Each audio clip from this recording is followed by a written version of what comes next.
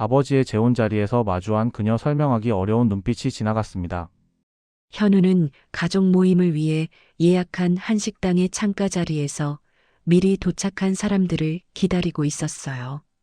그는 테이블 위 식기들을 다시 한번 정리하며 오늘 전해야 할 말을 여러 번 마음속에서 되새기고 있었죠. 잠시 뒤 준호가 식당 문을 열고 들어와 아버지 옆에 앉아 있는 젊은 여성을 보고 걸음을 멈춥니다. 준호는 의자에 천천히 앉으며 상황을 파악하려는 듯 주변을 둘러보았어요. 현우는 이때가 맞다고 판단했는지 조용하지만 단호하게 서연을 자신의 예비 배우자라고 소개합니다. 준호는 놀란 표정을 감추지 못했지만 곧 호흡을 고르며 의자 깊숙이 몸을 기대었어요. 잠시 후 미정이 도착해 직원에게 자리 위치를 확인하고 가족들이 모인 테이블로 다가옵니다. 그녀는 서연과 둘 사이의 나이 차이를 본 순간 바쁜 숨을 들이켜며 직원에게 필요 없는 물잔을 치워달라고 요청했어요. 식당의 다른 손님들은 소란을 느끼며 한두 번 시선을 보내고 다시 자신의 식사로 돌아갔습니다. 서연은 가방에서 명함을 꺼내 미정과 준호에게 조심스럽게 건네며 자신을 소개하려 했어요. 준호는 명함을 확인하고 그녀가 예술재단 이사라는 사실에 짧은 당혹감을 느꼈죠. 미정은 손에 든 물수건을 내려놓으며 눈앞에서 벌어지는 상황이 이해되지 않는다는 듯 조심스러운 표정을 지었습니다. 현우는 직원에게 반찬을 더 가져다 달라고 요청하며 분위기를 가라앉히려 했어요. 하지만 네 사람 사이의 공기는 더 단단하게 굳어져 식탁 위에 묵직하게 내려앉았습니다. 식사가 끝날 무렵 네 사람은 서로 눈을 마주치지 않은 채 자신이 온 차량으로 향했고 그 짧은 모임은 아무런 결론 없이 조용히 마무리되었어요. 준호는 다음날 회사 회의실에 앉아 있었지만 보고서의 글자가 제대로 읽히지 않았어요. 머릿속에는 식당에서 본 서연의 단정한 모습과 아버지 옆에 자연스럽게 앉아있던 장면이 반복되어 떠올랐습니다. 부서장 박 과장은 준호의 잦은 실수를 지적하며 자료를 다시 검토하라고 했어요. 점심시간이 되자 동료 상훈이 준호의 표정이 좋지 않다며 따로 불러냈습니다. 준호는 복잡한 마음을 숨기고 괜찮다는 말만 짧게 남긴 채 식당 한쪽 구석으로 자리를 옮겼어요. 같은 시각 현우와 서연은 신혼집 계약을 위해 부동산 중개업소에서 서류를 검토하고 있었습니다. 중개업자는 나이 차이를 잠시 의식했지만 계약 절차를 진행하며 필요한 조항들을 차분히 설명했어요. 서연은 관리비 조항, 수리 항목, 보증금 구조 등을 꼼꼼히 확인하며 부족한 부분을 메모했습니다. 그 무렵 미정은 법률사무소에 도착해 변호사와 상담하며 아버지 재혼이 가져올 법적 변동 사항을 정리하고 있었어요. 변호사는 여러 사례를 근거로 재산 분할과 보호 조항을 차근차근 설명했습니다. 미정은 설명을 들으며 아버지의 선택이 가족 경제 구조 전체에 어떤 영향을 줄지 계산하고 있었어요. 부동산을 나온 현우는 인테리어 업체와 통화를 이어가며 신혼집 수리 일정을 조율했고 서연은 옆에서 필요한 가구 목록을 정리했습니다. 하루가 끝나갈 무렵 준호는 회사 건물 앞 의자에 앉아 휴대폰을 내려다보며 서연을 떠올렸어요. 그는 짧은 생각 끝에 재단 업무를 이유로 서연에게 연락을 보낼까 고민했지만 곧 휴대폰 화면을 끄고 자리에서 천천히 일어났습니다. 그 행동은 자신의 감정을 인정하지 않으려는 그러나 이미 흔들리고 있는 마음을 조용히 드러내고 있었어요. 며칠 뒤 현우의 집에서는 작은 가족 상견례가 예정되어 관리사무소 직원들이 출입 동선을 정리하고 있었어요.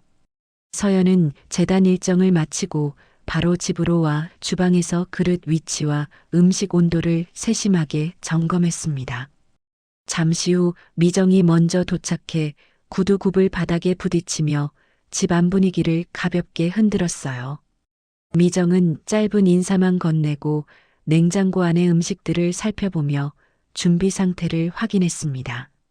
현우는 두 사람을 거실로 불러 오늘 대화를 차분히 이어가자고 하며 자리를 정돈했어요. 준호는 업무를 마치고 현관 앞에서 깊은 숨을 들이쉰 뒤 조용히 문을 열었습니다. 거실에는 세 사람이 일정한 간격을 두고 앉아 있었고 서연은 미정을 바라보며 준비해온 문서 파일을 건넸어요. 문서에는 재단 일정, 재산관리 계획, 향후 혼인 절차 등이 체계적으로 정리돼 있었습니다.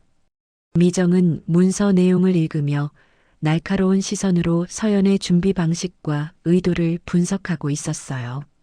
준호는 그 문서를 옆에서 함께 바라보다가 서연의 계획과 정리에 묘한 신뢰감을 느끼는 자신을 발견했습니다.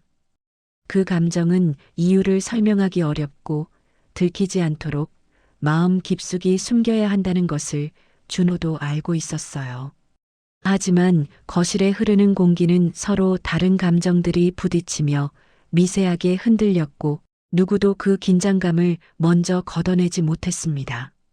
다음 날 준호는 재단 관련 자료를 확인하고 싶다는 명목으로 서연에게 연락을 보냈어요. 서연은 일정이 빠듯했지만 잠시 시간을 낼 수 있다며 재단 건물 회의실에서 보자고 답했습니다.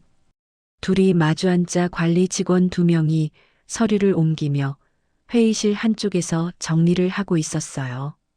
준호는 준비해온 질문을 꺼내려 했지만 서류 더미 속에서 박정수의 이름이 적힌 파일을 발견하고 손을 멈췄습니다.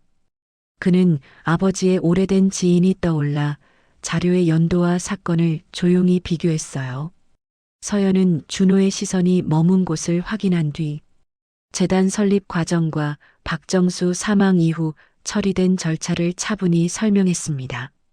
관리 직원들은 분류를 마치고 회의실을 나갔고 문이 닫히자 공간은 갑자기 고요해졌어요.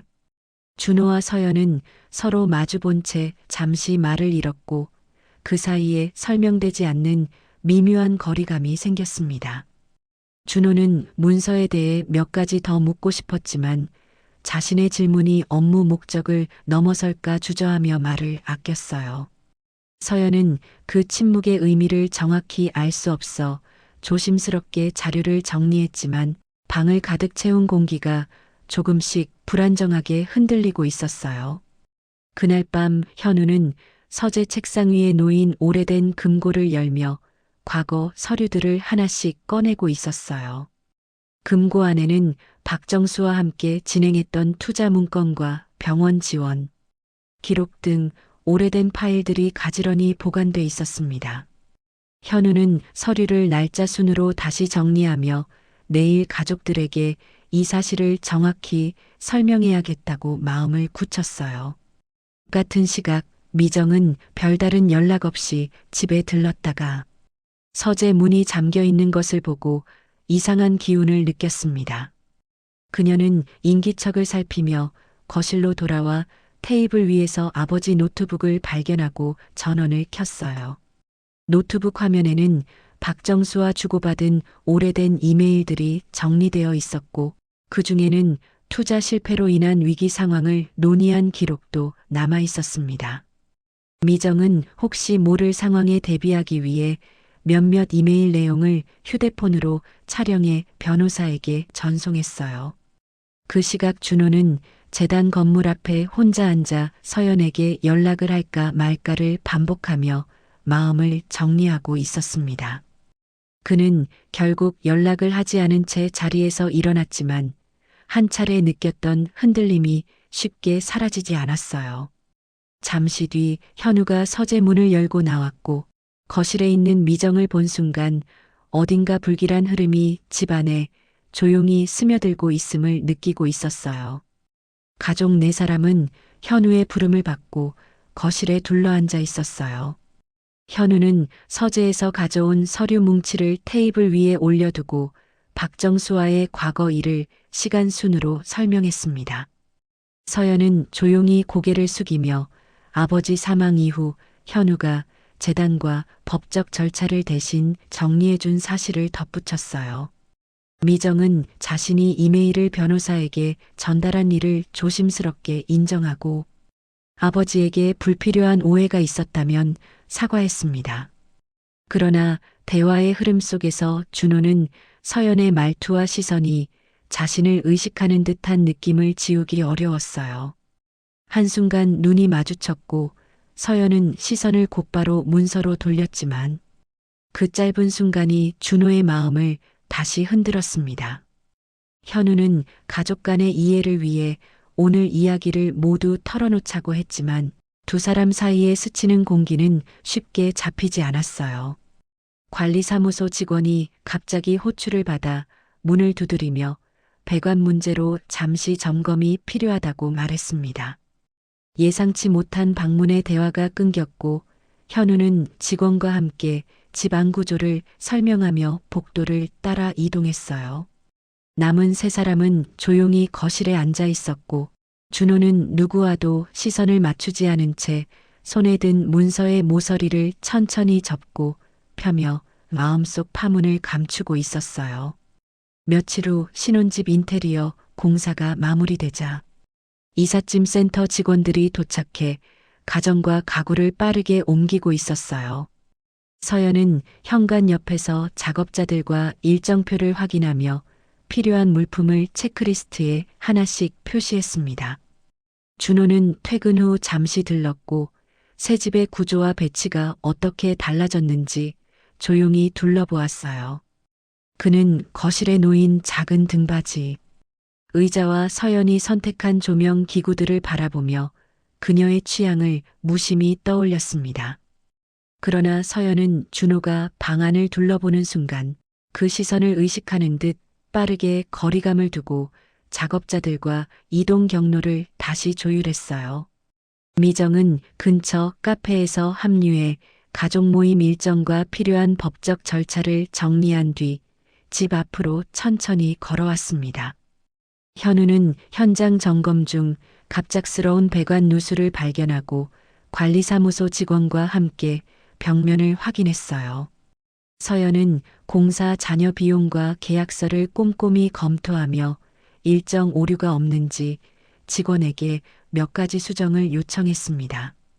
준호는 짐 정리가 거의 끝나갈 무렵 서연이 현우 옆에서 서류를 정리하는 모습을 바라보다가 자신이 서 있어야 할 위치를 다시 떠올렸어요. 그는 조용히 고개를 숙이고 현우에게 공사 완료를 축하한다는 짧은 인사를 남긴 채 집을 먼저 나섰고 그 순간 서로를 스쳤던 감정은 말없이 원래 자리를 찾으려는 듯 조용히 가라앉고 있었어요. 한 달 뒤 준호는 박정수의 유품 정리 요청을 받아 재단 보관실을 방문했어요. 보관실 직원이 문을 열어주자 오래된 상자들이 정리된 선반이 모습을 드러냈고 준호는 박정수 이름이 적힌 상자를 조심스럽게 꺼냈습니다. 상자 안에는 손편지와 기록 몇 개가 있었고 그중 한 봉투에는 현우에게 전하려 했던 감사 노트가 깔끔히 보관돼 있었어요. 준호는 편지를 펼쳐 읽으며 현우가 서연 가족을 위해 어떤 절차를 대신 처리하고 어떤 도움을 줬는지 정확하게 확인했습니다. 잠시 뒤 서연이 보관실에 도착해 직원들과 기증 관련 서류를 검토하고 있었어요. 준호는 조용히 편지를 건네며 기록을 정리해 두었다고만 말했고 서연은 고개를 숙이며 문서를 다시 가방에 넣었습니다. 미정은 기증식이 열리는 로비에서 재단 직원들과 협력 방안에 대해 논의하며 행사 준비를 돕고 있었어요.